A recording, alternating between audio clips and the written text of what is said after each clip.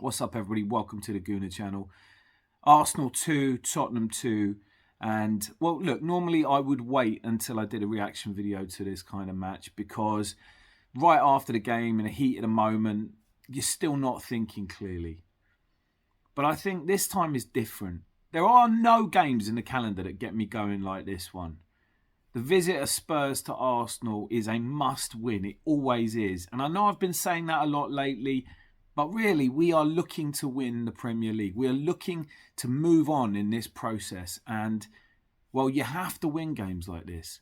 And today, I was anxious. I was anxious in a way that I was unexpectedly anxious. I didn't know why I was worried about this game. Look, don't get me wrong. Obviously, Big Ange has come along and given Spurs their Tottenham back. Dumped them out of the League Cup first go. But there's no question that an unbeaten Spurs side above us in the table coming to the Emirates adds to the must-win nature. Maddison, who they signed in summer, and many said we could have had a look at, has come in and done fantastically well. He's been there, Odegaard. He's been brilliant. And again today, man of the match, arguably. I know he was given man of the match. That anxiety and anxiousness, in part down to injuries. You know, losing Martinelli on top of Timber that we lost early in the season, and Thomas Partey, who does have his injury problems. But just before the match, to find out that Trossard wasn't available. Yet another injury picked up in training, which, you know, I'm flagging it. How are we injuring ourselves in training quite so much? Hopefully it's not a long-term one, because we're going to need him.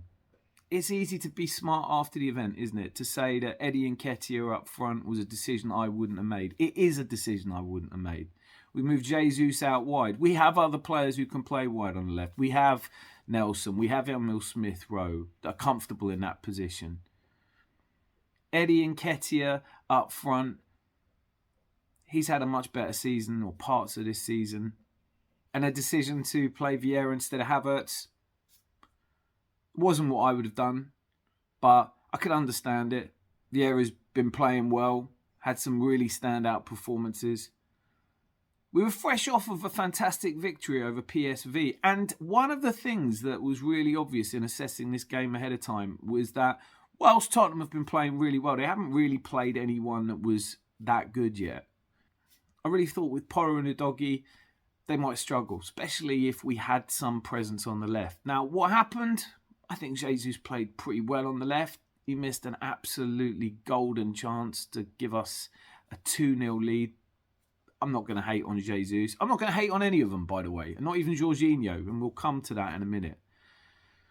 But when you make decisions like these, and Arteta, he lives and dies by these decisions. When you decide that you're going to play Eddie Nketiah up front and move your best striker, profligate though he sometimes is, onto the left, it just made you wonder what game he was watching.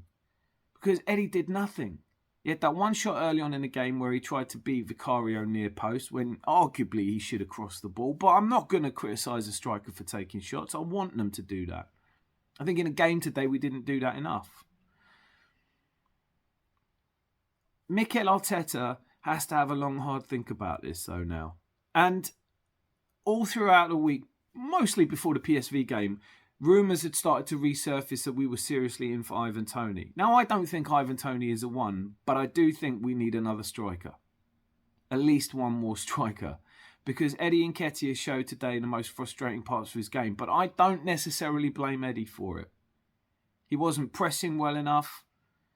It could have made more sense to me if you'd gone with the kind of setup we did for the Community Shield and played Kai Havertz.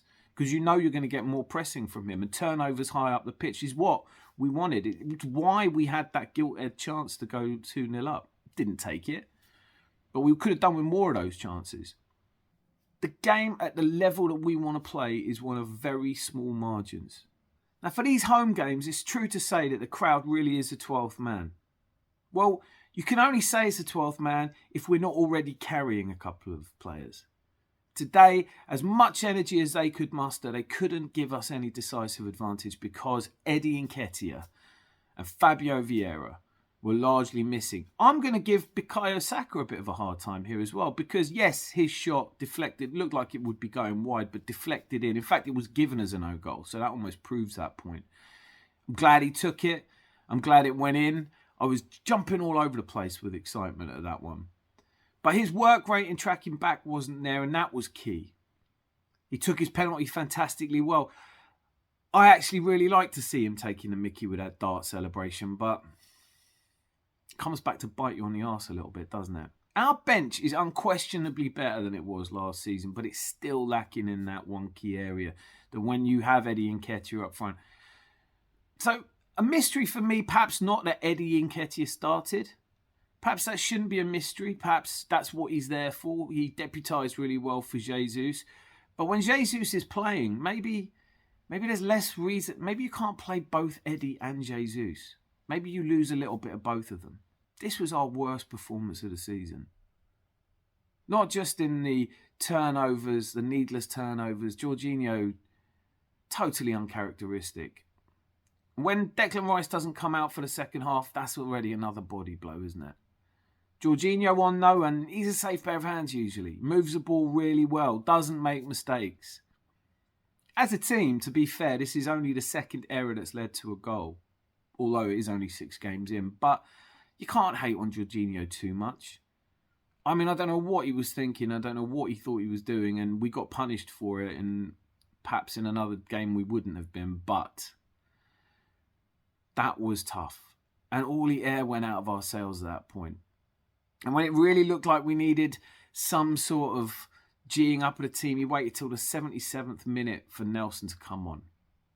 Now, we've improved as a squad. There are players on that pitch. And I thought the most frustrating thing for me was that when Emil Smith-Rowe comes on in the 97th minute, he's starting to make things happen. We could have done with that a little bit sooner. We weren't pressing as a team today, and Odegaard's going to catch some flack for not quite. I mean, I think, look, honestly, first 20 minutes, we came flying out of the traps. Is that part of the problem, though?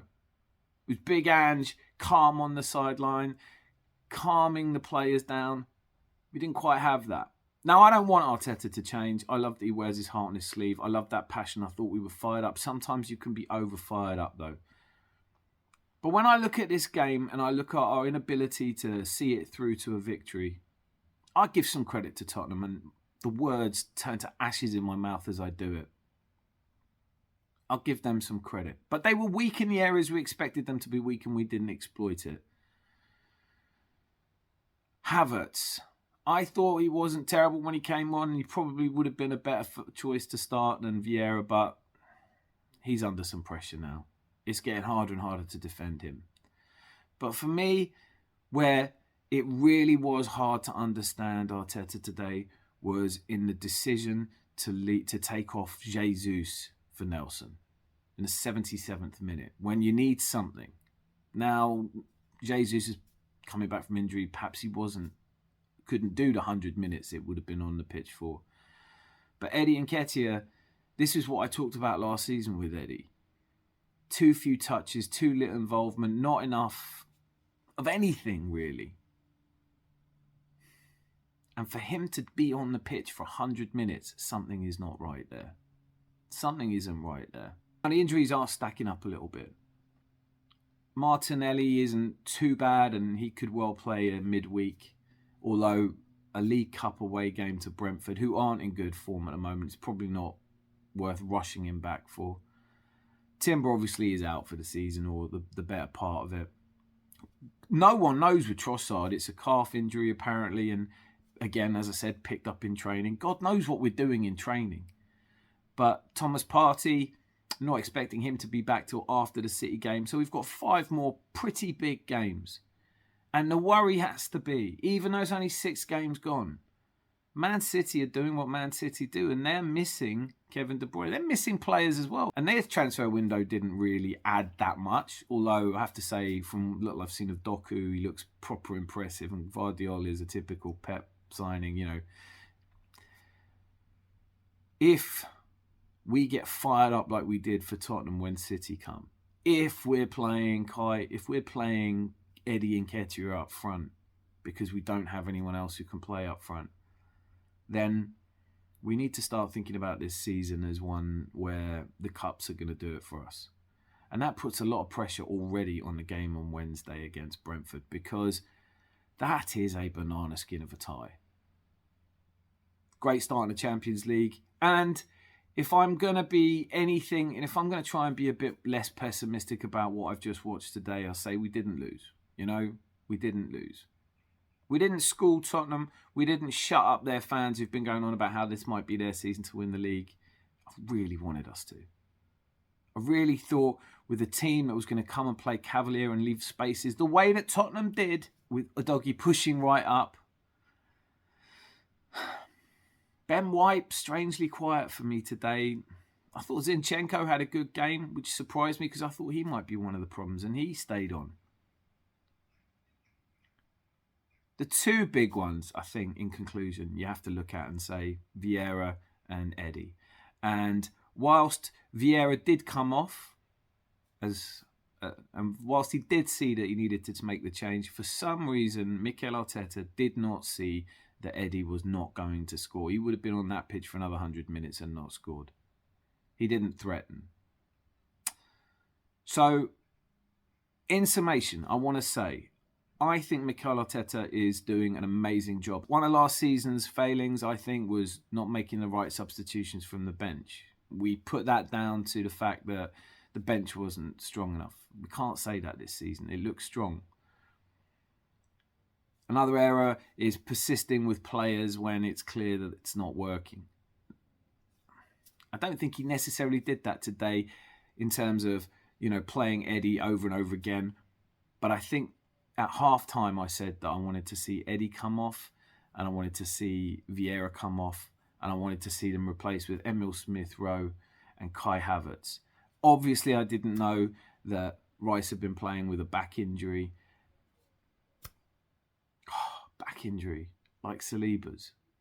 Please, let's not have this happen to Declan Rice. This is, after all, a player who managed to play every single game for West Ham for 4 years. I think he missed one through injury. In his 6th league game with us, and he's got to go off injured, and we might be without him for a week or two. Or if it's like Saliba's, God, I don't even want to think about it.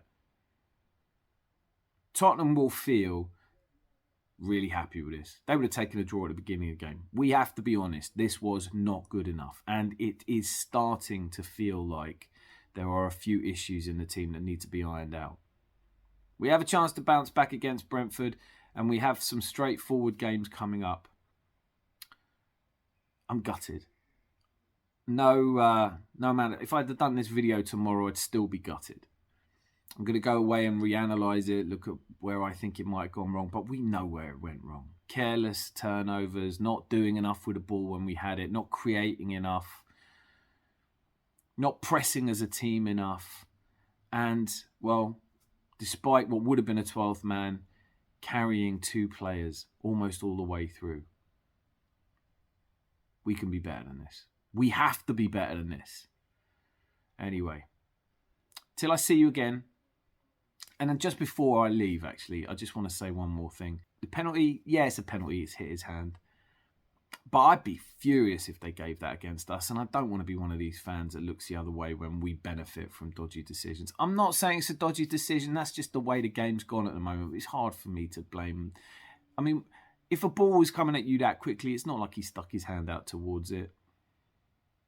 I'm mightily glad we got it. And I thought Saka took it beautifully. And then we switched off. You can't switch off. Anyway. We move on. Brentford on Wednesday night. Let's see what the injuries look like. Let's see who he puts out for that. And I hope that Emil Smith-Rowe gets another chance. A slightly earlier chance in the 97th minute would be fantastic. Let me know what you think in the comments. Let me know if you agree or disagree. Vent some spleen if you want to. Until I see you again. Be lucky. Lots of love.